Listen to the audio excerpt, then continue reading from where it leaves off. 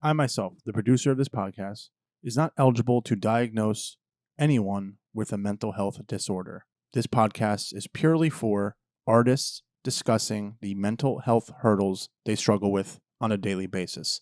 Hello, everyone. Welcome back to another episode of Where is My Mind, a podcast about mental health and the arts. I'm your host, Christopher Orangeo. Today, we'll be talking with Nathan Smith. Nathan Smith is a visual and recording artist from Jacksonville, Florida area. I met him when I was living in Jacksonville around 2011 or 12. When I started my other podcast with my friend Steve Hanisch, called the Ranting and Raving Podcast, Nathan reached out and asked if we needed any original theme music. After Nathan made our theme music, he hopped on one of our episodes, and you can go check that out under the Ranting and Raving catalog. Today's episode, Nathan and I discuss how it is to be a bipolar artist in today's world.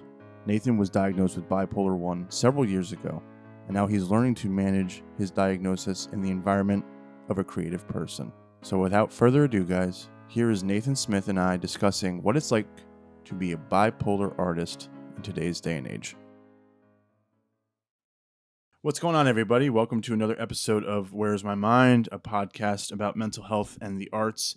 And I have a special guest on today that I felt like I met briefly when I was, living in Jacksonville, Florida. We met at One Spark, and I'd go to some of your shows.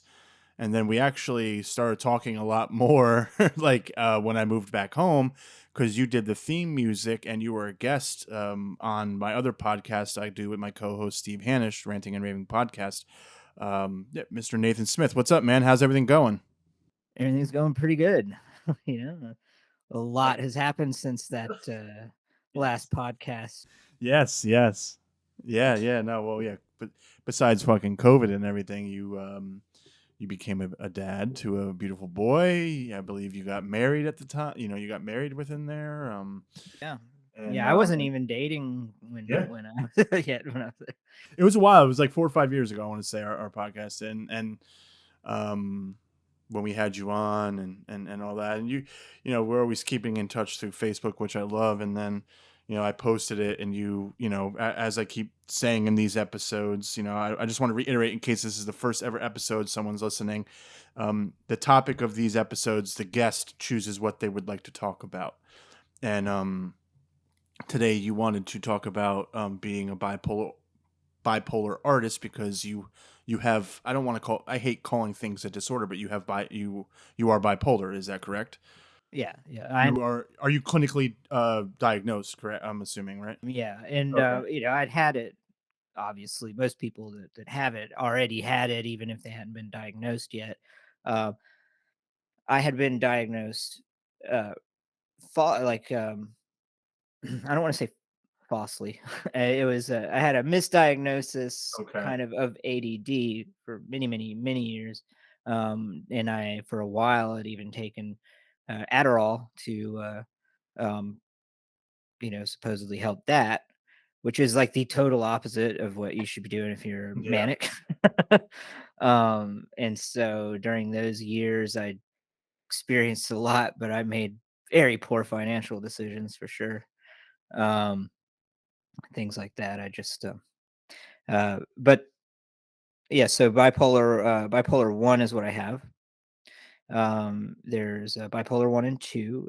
One is the more extreme, um, and where it basically it's known also as manic depression.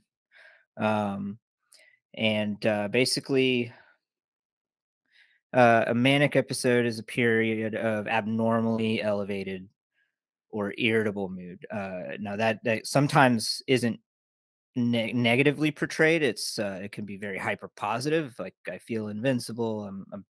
I'm staying up all night and not feeling tired and making a lot of creative things and that kind of stuff. Um, but then it can also be very negative.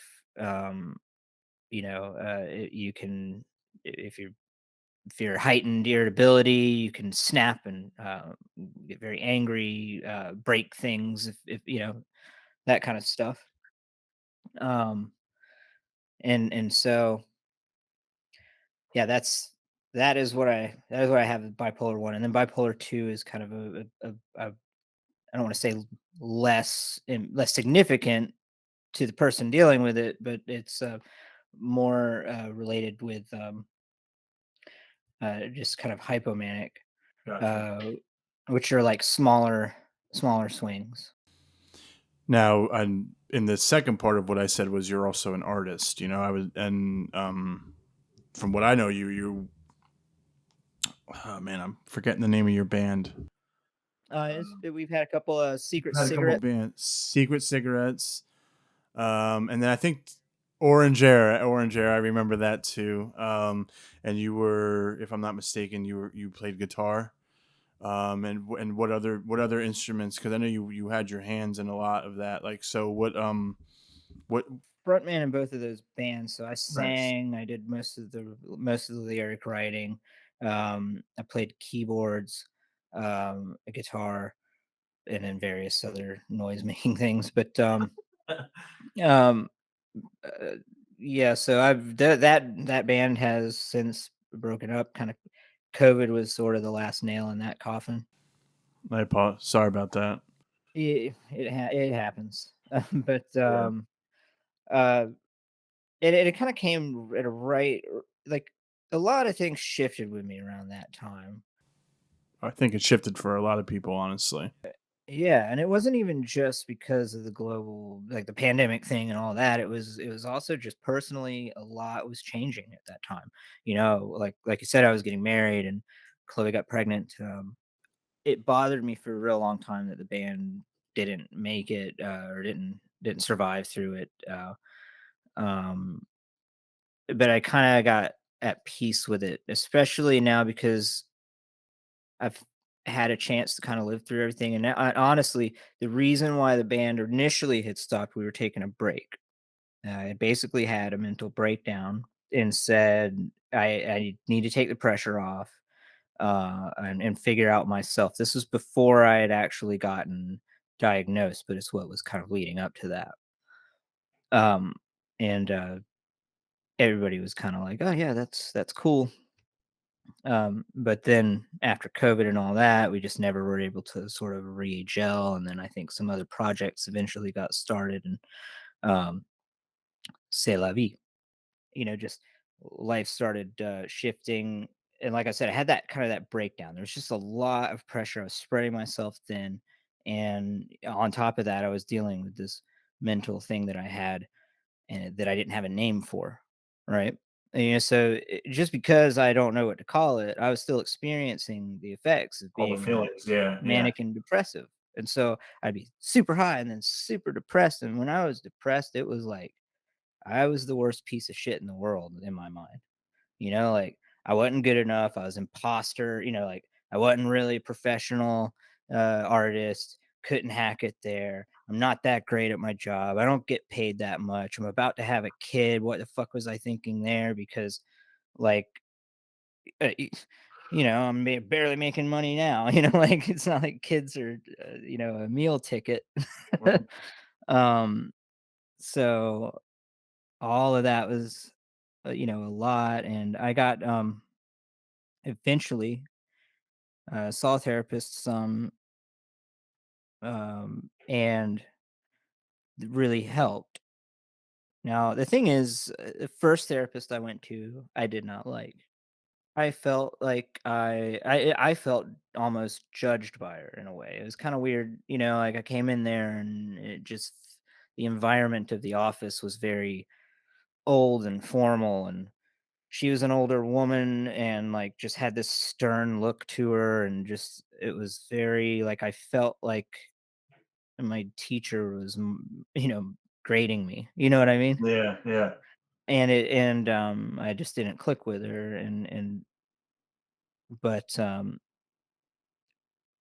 after that she had kind of like leaded me to well, we need to get a diagnosis, so you should probably see also a psychiatrist. um and some of this is fuzzy because when you're going through some of these things, like later on, it's like the memory is sort of weird.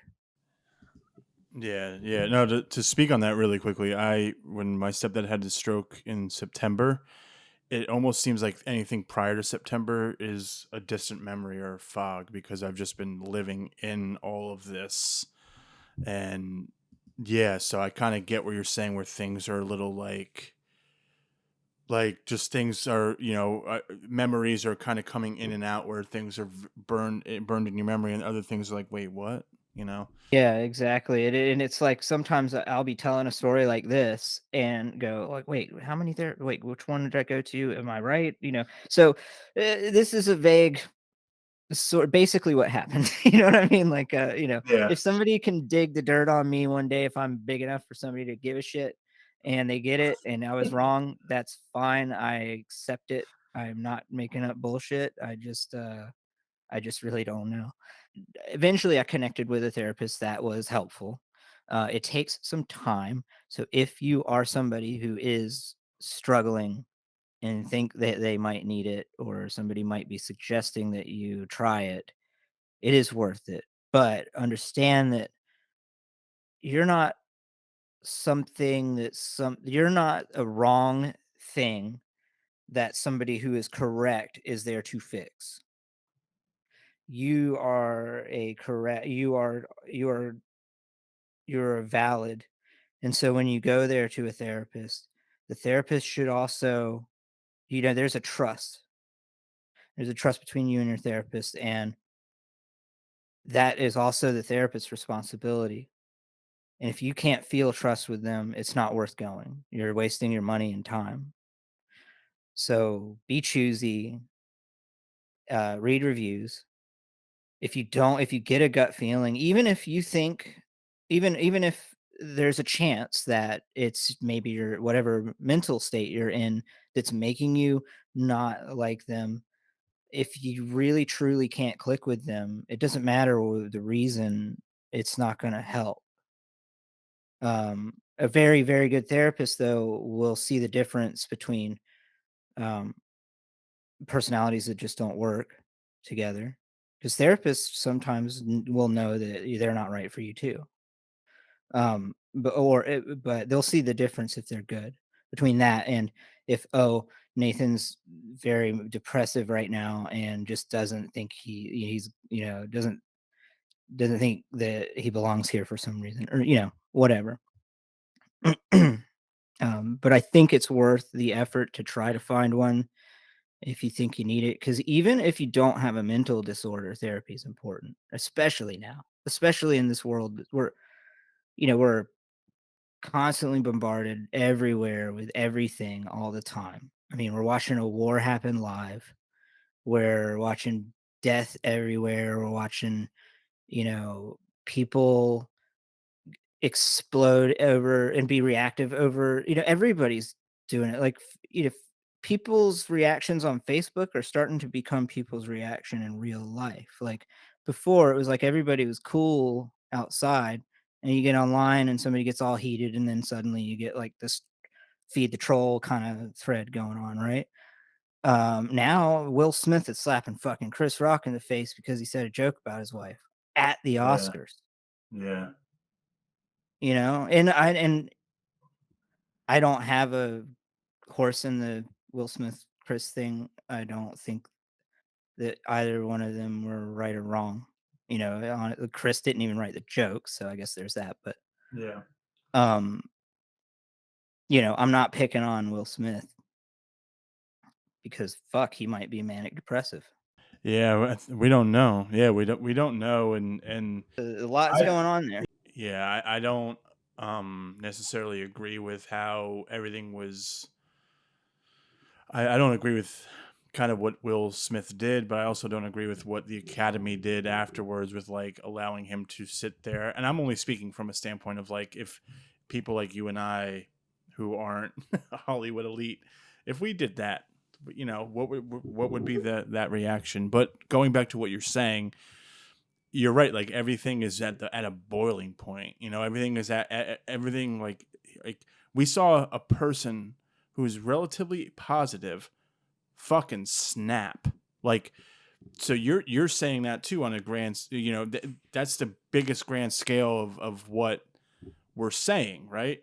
But on like in the real world, like that you and I live in, you know, we have people who, you know, are everyone just seems so on edge, so testy, so aggravated, so I think too much is going on to like cuz like you said you're stretched thin. You were stretched thin at some point. I feel like that like currently, but I'm trying, and the reason I keep doing these episodes because it's like they're therapeutic, and I go to therapy once a week, but these are therapeutic. Like sitting here talking with you for about an hour, like I'm going to feel some sense of like afterwards, you know, like even recording, and then when I release them and I edit them and I put them out and I get the response that way.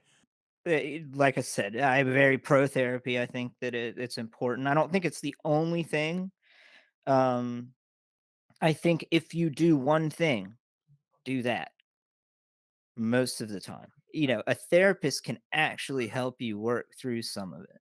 But then if you have something like my manic depression, my bipolar one is too much for me to just manage. I tried and I have through life one way or the other, and it was it was not super, but much easier uh when I was just living on alone, because Yeah. then the bad times are just for you. You just go in your room and you close the door and But yeah, no, but I kind of agree with you. And one thing that is, you know, I'm going to be very honest with you. I haven't said out loud was like, I'm afraid of like projecting bad energy towards, you know, my kid without really realizing that or knowing that, you know, like that's kind of one of my fears is like if I come home and I have a shit day, unfortunately, like my wife has to deal with it. And it's not, you know, I try my best to kind of like leave shit at the door, but there are times where it's just too much to handle, and I don't want to project that out, you know, because like I remember my parents, like I remember scenarios of my parents kind of like being very negative about themselves in front of me, and that just kind of trickles down to like the self-confidence of the kid a kid has, you know. but let me tell you something, man. As somebody who's been getting their ass beat during the work week here and there lately, um, I come home and I had that feeling like you, like, or I'm afraid that I'm gonna come home and be a Debbie Downer kind of a dude. Yeah. uh, and um, something something just makes it easy to smile at him. You know what I mean? It's like I Yeah. could even be cranky at Chloe or whatever. As soon as she hands me him, I'm just like, what are you? Like Yeah. Yeah. Yeah. it's natural. It's like a thing. But it's not always perfect and it doesn't always work. But I have a few questions for you. I'd love to ask. You know, I'm going to play not devil's advocate, but they're going to be like, you know, flip sides of things. So if I ask you, you know, like, in what ways do you think your bipolar disorder has harmed your art? And then I'm going to ask you in ways, how has it helped your art? right. So for the harm, it's very real. Um, now, um, and I really, really, really want to iterate this disclaimer at the front end of this for anybody listening that's thinking about that really needs help with this. Um, because it's as an artist, if you're an artist and you're wanting to be treated for bipolar, um, it can be scary because the medicine that you take typically makes you feel less creative. Or that is a symptom that is widely reported. Um, and I can say that that's half true. It I think it gets misconstrued as feeling less creative, and I think it's you have less of that fire because there's the mania that you can get and channel in the manic depressive. Depression, that sucks. You're useless. But when you're manic, usually, even if you're highly irritable, you're like a mad genius. You're like moving around. You sleep, 3 hours maybe a night, Mhm. and you're just getting shit done. I made whole albums without sleeping. Like Wow. it recorded them, and like most of them weren't that great, but you know what I mean. But some of them were pretty cool. And like I still have them all in my little chamber. They're just all little pet projects and stuff. Um, but that is very alluring, and a lot of people who are medicated that are even like a huge example. And I really don't want to go off on a huge tangent on the guy, but Kanye West, he is famously bipolar, Mhm. and is famous for purposely not taking medicine when he's making. And as you can see, that that roller coaster starts getting bigger and bigger. You know what I mean? Like, so that is can sometimes be a dangerous thing to try to do. I try my best to be compliant to the medicine. I default, I fuck up and forget sometimes, and then I'll get into a little spiral where like I forget enough to where like I sort of just stop taking it for a while, and like that kind of thing. That's not great. Um, but I do my best to keep myself disciplined with it. I just hate taking pills, man. I hate it, but I have to. Yeah. Yeah, no, I was gonna ask, with Kanye, I know you didn't want to speak a lot on him, and I just wanted to ask this one question of, you know, like, how does that make you feel when he is out there acting a certain way? It's kind of like he should not be a representation of everyone with as who has bipolar. Like, does that make sense? Like, it's that whole thing where it's like, when you think about race, like not all white people, not all black people are this, not all white people are that. When it comes to mental health issues, like how does that make you feel when he's out there saying like, I'm bipolar, I'm not taking the meds, this isn't that. So then everyone might assume that every person with bipolar is going to act that way. How does that make you feel? Kanye as a person, like, doesn't piss me off.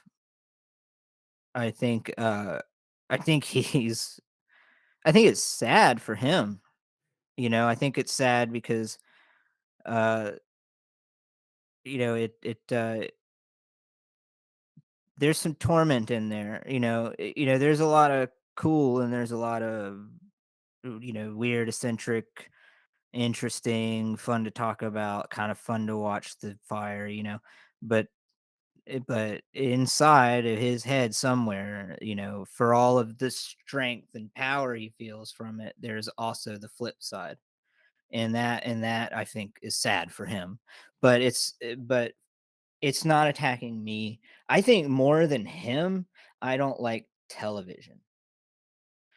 I do not like the representation most of the time that you get in, especially crime procedurals.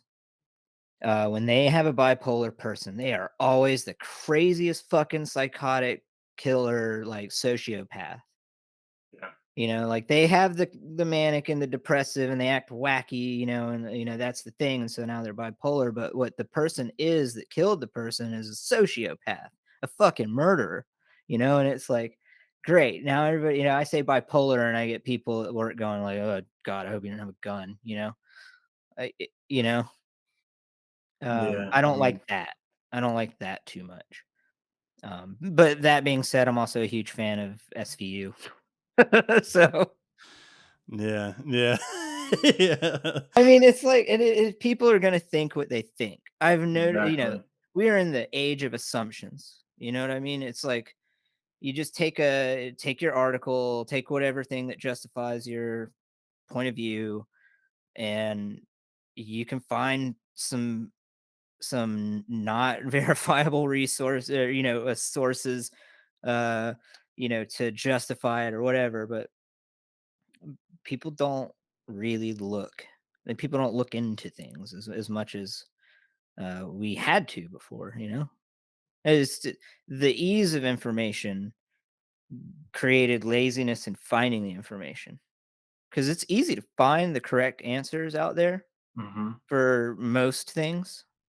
if you like research related stuff or facts about life and whatnot, you can find that, but you have to be not lazy about searching because you still have to look through it because Yeah. anyone can post whatever they want online, right? Like Wikipedia is a crowdsourced editing thing. I can go on there with an account and make, a Christopher Orangeo page about I'm sorry if I fucked your last name up. It's all right. It's all right.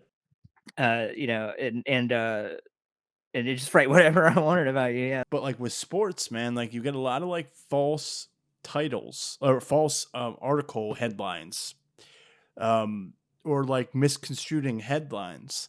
Because I feel like I see bullshit every day because I'm constantly on Instagram, Facebook, and Twitter, and that's my own doing. I have a love despise relationship with social media. If I didn't need social media to for my art, for my work, like if there was another outlet somehow, if there was another way, but there isn't. I'm right there with you, and Yeah. like, but there's Because it causes a lot of hate. Yeah, yeah. yeah, It there is causes a lot. positive side, the connections, like the being able to, I have a friend that I never would have had in Connecticut because we played the same game together online for long enough that eventually I rode a train to visit him.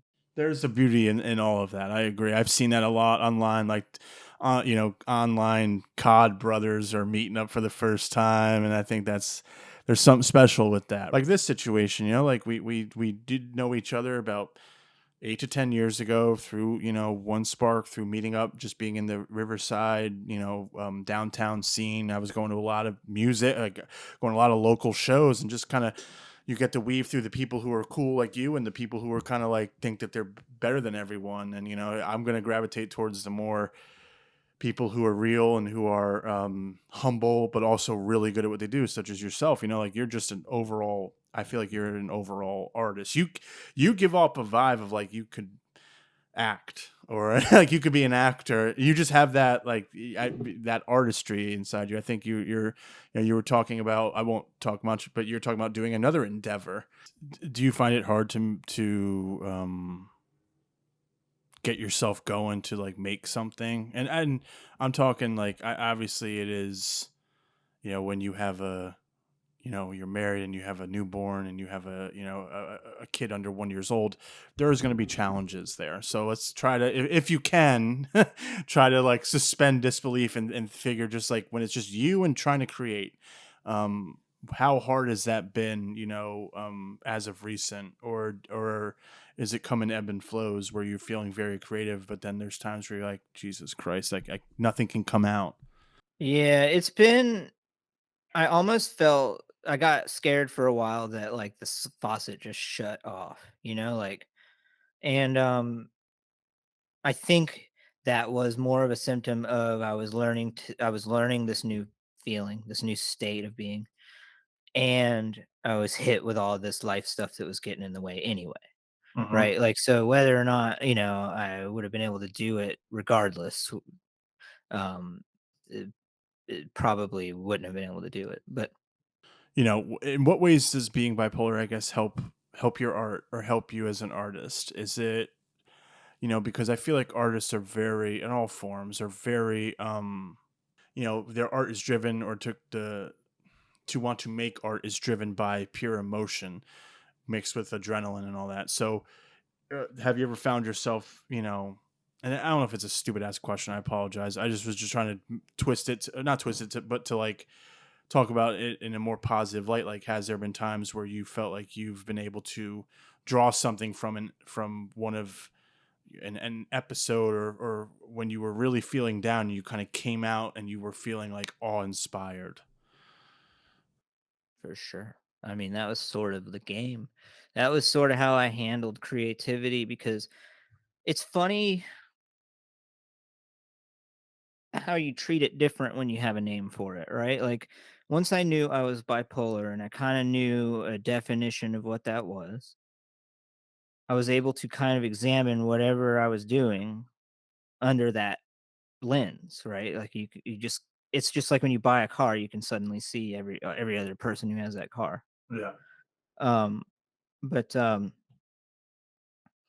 y- when before I was diagnosed, I still obviously had it, and I was using it. I just didn't know, I just it was just a dangerous weapon and that I didn't know the name Yeah. of, you know what I mean? Like, And when were you officially diagnosed? it was pre-COVID, Okay. but just pre-COVID, so probably 2019. So this is all still relatively not your feeling and what you were going through is not new, but the to pinpoint what exactly is so you can take the correct meds and you can navigate through it is yeah, right? It's almost 3 years, yeah. And I'll give you a little rundown of that journey,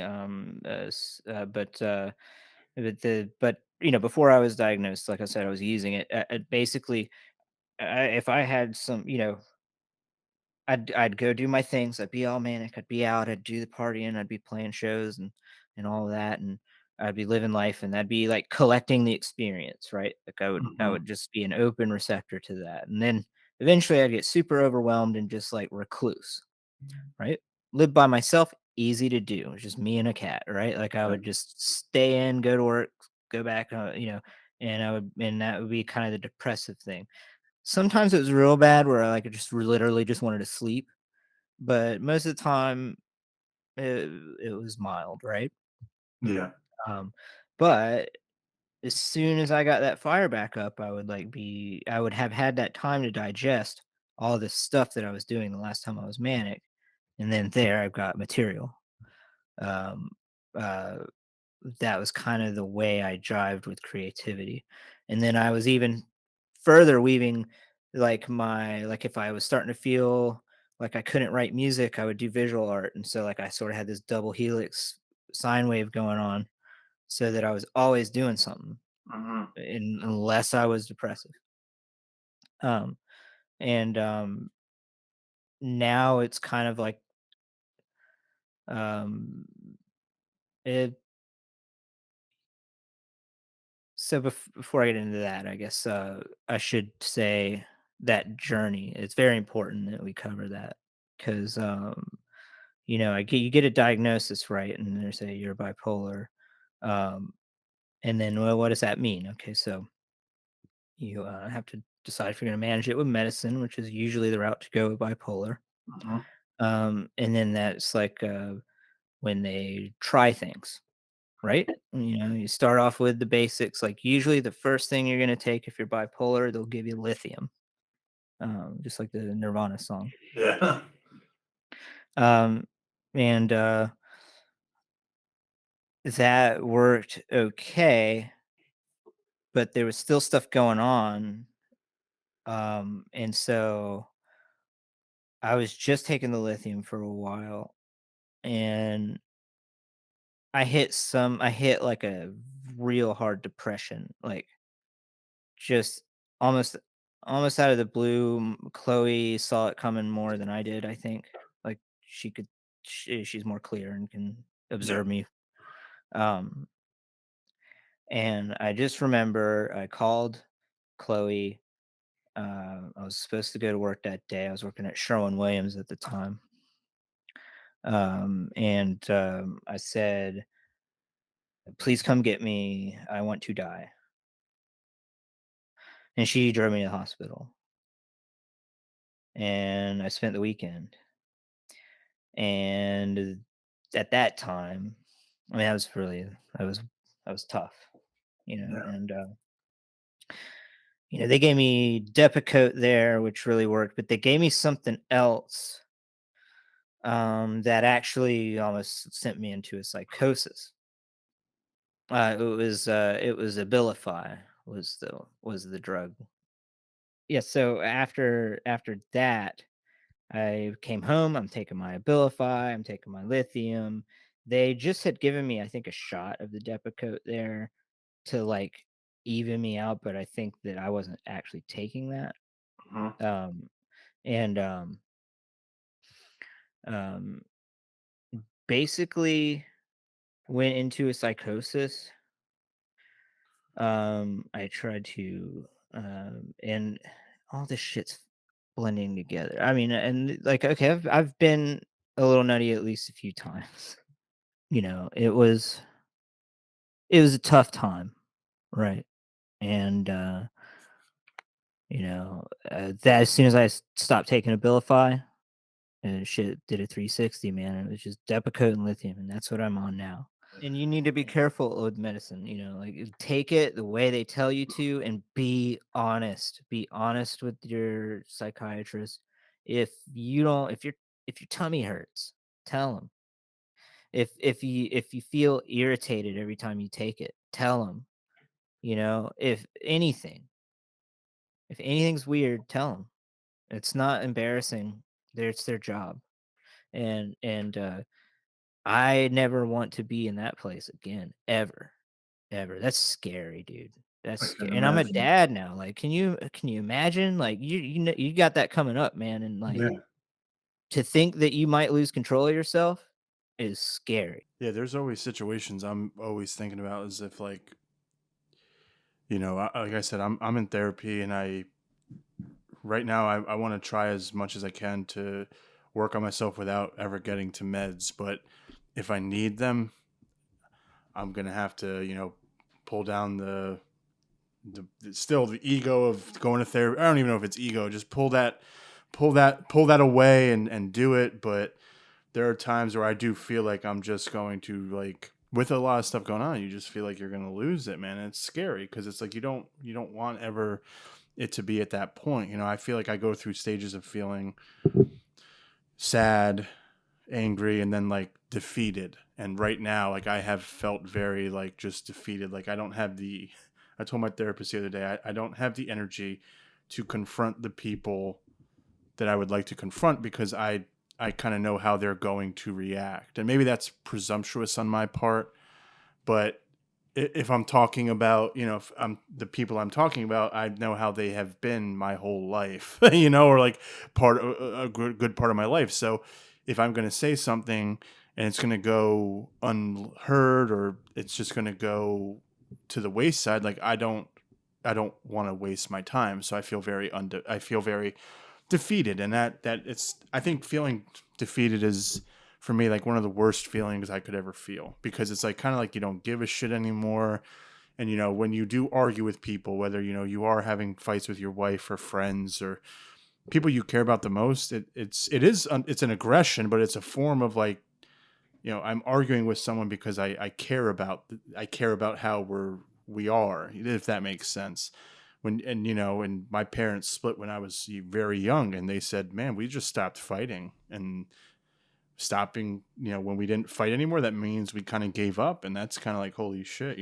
So, um, but yeah, is there any other before we head out? Is there any other parting words, lasting words you want to talk to other artists who may be dealing with bipolar disorder, and any positive reinforcements to end the episode on, and any words of wisdom you can part on them?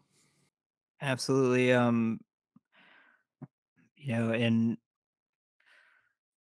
like every day is a work in progress for even for me, but um, or especially for me, I should say. But it, it's the thing that I want to say, like, you're not insane and you're not crazy. You know, your brain works different, and that's okay.